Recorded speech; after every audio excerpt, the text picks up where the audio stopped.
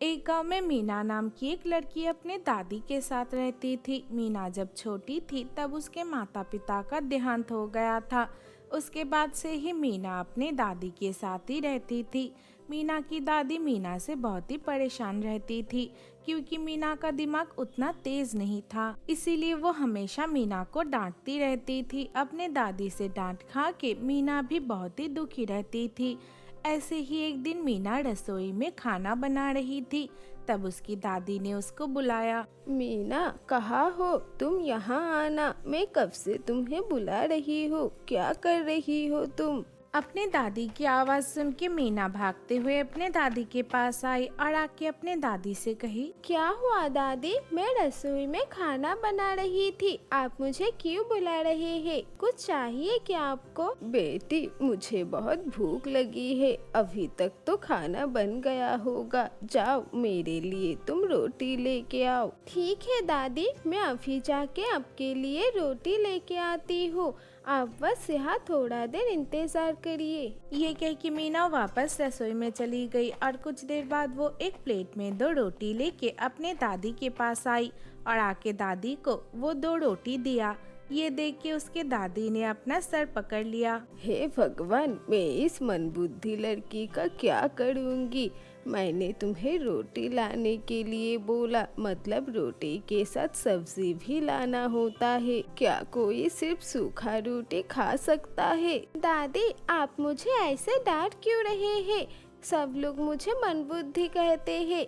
मैं तो सभी काम करती हूँ, फिर भी लोग मेरे साथ ऐसा क्यों करते हैं? बेटी, तुम्हारे मम्मी पापा बहुत ही अक्लमंद थे।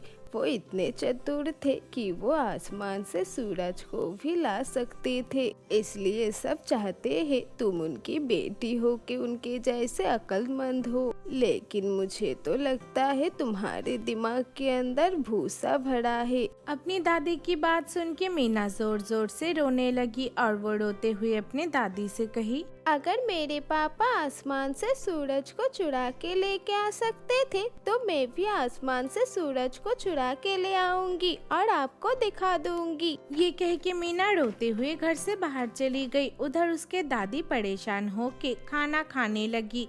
मीना अपने घर से बाहर एक तालाब के पास बैठ के रो रही थी और वो भगवान से कह रही थी, हे भगवान, आप मुझे ऐसा कोई उपाय बताइए जिससे मैं आसमान से सूरज को चुरा के अपने दादी के पास ले आ सकूं। वो बैठे बैठे सूरज को चोरी करने की तरकीब ढूंढने लगी। तब उसके दिमाग में एक आइडिया आया और वो सोचने लगी, मैं एक काम करती हूँ, मैं एक बड़ा सा सीढ़ी बनाती हूँ जिससे मैं आसमान तक पहुँच सकूँ। फिर मैं उस सीढ़ी के मदद से आसमान में जाके सूरज को चोरी करके लेके आऊंगी। ये सोच के मीना अगले दिन से ही अपने घर के सामने एक बड़ा सा लकड़ी का सीढ़ी बनाना शुरू कर दिया।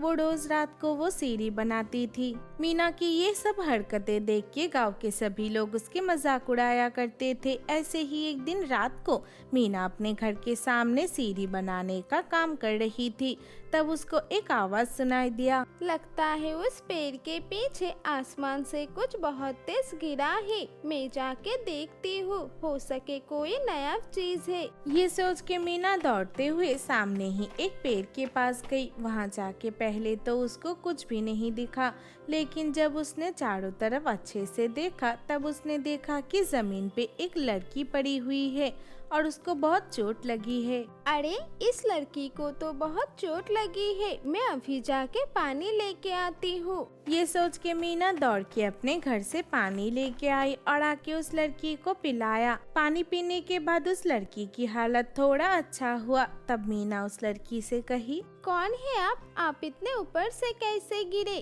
क्या आप इस पेड़ के ऊपर चढ़े हुए थे? मैंने तो आपको इस गांव में इससे पहले कभी नहीं देखा। मैं एक परी हूँ, मैं परी लोग से आई हूँ। मैं यहाँ से गुजर रही थी, अचानक से एक परिंदे ने मुझे टक्कर मार दिया और मैं नीचे गिर गई। क्या आप सच्ची में परी है? मैंने अपने दादी से परियों के बारे में बहुत सुना है, लेकिन कभी परियां नहीं देखी। मैं कैसे विश्वास करूं? ठीक है, मैं तुम्हें विश्वास दिलाती हूँ कि मैं एक परी हूँ, लेकिन उसके लिए मुझे मेरी जादू छड़ी चाहिए। मैं जब आसमान से गिर रही थी तब मेरी जादू छड़ी यही आसपास कहीं पे गिर गई। क्या तुम मुझे मेरी जादू छड़ी ढूंढ के दे सकती हो? आप रुकिए, मैं अभी आपका जादू छड़ी ढूंढ के निकालती हूँ। आपको चिंता करने की बिल्कुल जरूरत नहीं है। ये कह के मीना आसपास जाके परी की जादुई छड़ी ढूंढने लगी। कुछ देर ढूंढने के बाद उसे परी की वो जादुई छड़ी मिल गया और वो आके परी को उनका जादुई छड़ी वापस कर दिया। जैसे ही परी को उनकी जादुई छड़ी मिला, उन्होंने अपना रूप बदल लिया। उनके दो सुंदर सुंदर पंख बाहर आ गए। ये देख के मीना की आंखें खुली की खुली रह गई। आप तो सच्ची में एक परी है। मैंने कभी सोचा नहीं था कि मैं किसी परी को अपने आँखों से देख पाऊंगी। तुमने मेरी बहुत मदद की है। अगर तुम नहीं होते तो पता नहीं मेरा क्या होता। लेकिन तुम इतनी रात को घर से बाहर क्या कर रही थी? ये सुन के मीना ने परी को अपना सीढ़ी दिखाया और उनको मीना ने सब कुछ बताया। सब कुछ सुनने के बाद परी ने मीना से कही, तुम सूरज को चोरी नहीं कर सकते, इससे बहुत बड़ी मुसीबत हो जाएगी। लेकिन तुमने मेरी जान बचाई है। मैं तुम्हारे लिए ऐसा कुछ करूँगी कि तुम कुछ देर के लिए सूरज को अपने पास लेके आ सको। लेकिन फिर तुम्हें सूरज को उसके जगह पे रख के आना पड़ेगा। परी की बात सुन के मीना खुशी से नाचने लगी। तब परी ने अपना जादुई छड़ी घुमाया और उस सीढ़ी को एक जादुई सीढ़ी बना दिया। फिर वो मीना से कही, अगले हफ्ते सूर्य ग्रहण है। उस दिन तुम इस सीढ़ी के मदद से आसमान में जाना और जाके सूरज को अपने साथ लेके आना। लेकिन ग्रहण खत्म होने के पहले तुम सूरज को उसके जगह पे वापस रख के आना। परी की बात सुन के मीना ने परी को गले लगा लिया। फिर परी कुछ देर बाद मीना को अलविदा कह के वहाँ से चली गई। मीना भी तब अपने घर के अंदर चली गई। लेकिन एक जादूगरनी उस परी का पीछा कर रही थी। उसने परी और मीना की सब बात पास खड़ी होके चुपके से सुन लिया। मीना और परी जब वहाँ से चली गई तब वो जादूगरनी सोचने लगी, अच्छा तो ये जादुई सीढ़ी है। अब तो मैं सूरज की चोरी करूँगी और सूरज को अपने पास छुपा के रखूंगी और सूरज के सारे शक्तियाँ मैं अपने पास ले लूंगी। ये सोच के उस जादूगरनी ने उस जादुई सीढ़ी को अपने साथ लेके चली गई और वहाँ पे ठीक वैसा ही दिखने वाला एक साधारण सीढ़ी रख दिया।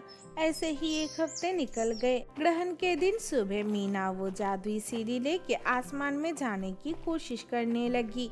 लेकिन वो सीढ़ी कोई काम नहीं कर रहा था। ये देख के मीना को बहुत बुरा लग गया। लगता है परी ने मुझे बेवकूफ बनाया। ये तो कोई जादू सीढ़ी है ही नहीं। सब मुझे बेवकूफ बनाते हैं। शायद दादी ठीक कहती है। ये सोच के वो दुखी होके घर के अंदर चली गई। उधर वो जादूगरनी उस जादुई सीढ़ी की मदद से सूरज को आसमान से चुरा लिया और अपने घर में लाके छुपा दिया। कुछ देर में ही सभी को पता चल गया कि आसमान से सूरज का चोरी हुआ है। सभी गांव वालों को पता था कि मीना एक जादुई सीढ़ी बना रही है।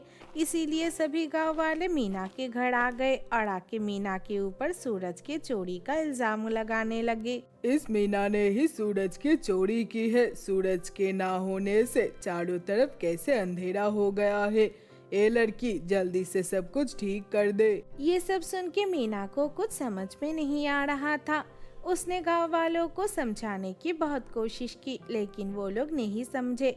तब वो गांव वालों से कही, ठीक है, आप लोग सब अपने अपने मशाले बुझा दीजिए। उसके बाद जिसके घर से तेज रोशनी आएगी, सूरज उसी के पास है। ये कहने के बाद सबने अपना मशाल बुझा दिया। तब उन्होंने देखा गांव के कोने के एक छोटे से घर से तेज रोशनी आ रही है। ये देख के मीना उन गांव वालों को लेके उस घर के पास गई। वहां जाके उन्होंने देखा कि एक जादूगरनी ने सूरज को चोरी किया है। ये देख के गांव वाले बहुत ही गुस्सा हो गए और उन्होंने उस जादूगरनी को पीट पीट के मार डाला।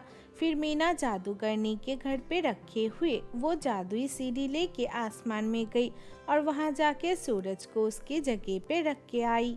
मीना की बुद्धि देख के गांव वाले मीना की तारीफ करने लगे। उसके बाद से गांव के सभी लोग मीना की इज्जत करने लगे।